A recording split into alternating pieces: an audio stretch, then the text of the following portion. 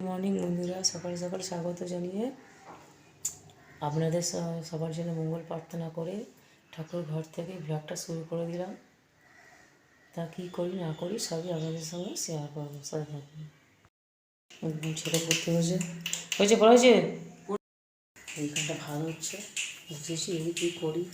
এখানটা পড়া হিসাবটাও ছাড়িয়ে রেখেছিলাম, পৌঁছে করে এর মধ্যে পড়া হিসাবগুলো কেটে নিলাম, ভাজা করে নেবো।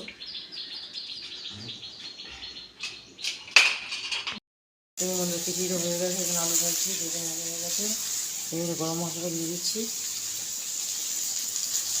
একটু বেশি হয়ে গেছে তো বন্ধু, এই ঘিটাও দিয়ে দেবো। বলতে দিয়ে দিয়েছিলাম এখানটা, এরকম ঘুরে দিচ্ছি।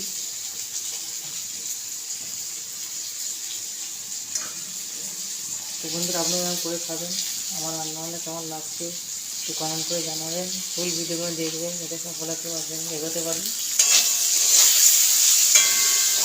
এইখানে যে মটর শাক সেদ্ধ করে নিয়েছি, জলটা জ্বলিয়ে শুকনো লঙ্কা ফোড়ন দিয়ে ভাজবো। আজকে নিরামিষ, শুকনো লঙ্কা জিরে ফোড়ন দিয়ে ভাজবো, দেখবেন এরকম করে খাবেন, খুবই ভালো লাগবে। নিরামিষ দিনেও খুব সুন্দর লাগে খেতে।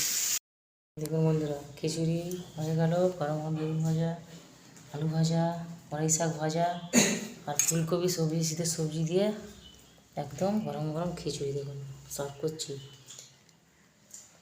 তো আপনাদের কেমন লাগলো অতি অবশ্যই ফুল ভিডিও দেখবেন, কমেন্ট করে জানাবেন। ভালো লেগে থাকলে সাবস্ক্রাইব করে পাশে থাকবেন। পুরনো বন্ধুদের অসংখ্য ধন্যবাদ। বন্ধুরা আপনারা পাশে থাকলে তবে আমি এগোতে পারবো। কেমন করছিলেন বলো তো? সবকটাই একদম ফাটাফাটি হয়েছে। তো বন্ধুরা আপনারা নিরামিষ দিন এরকম করে খাবেন, দেখবেন আমিষ খাবারটাকেও হার মেনে যাবে।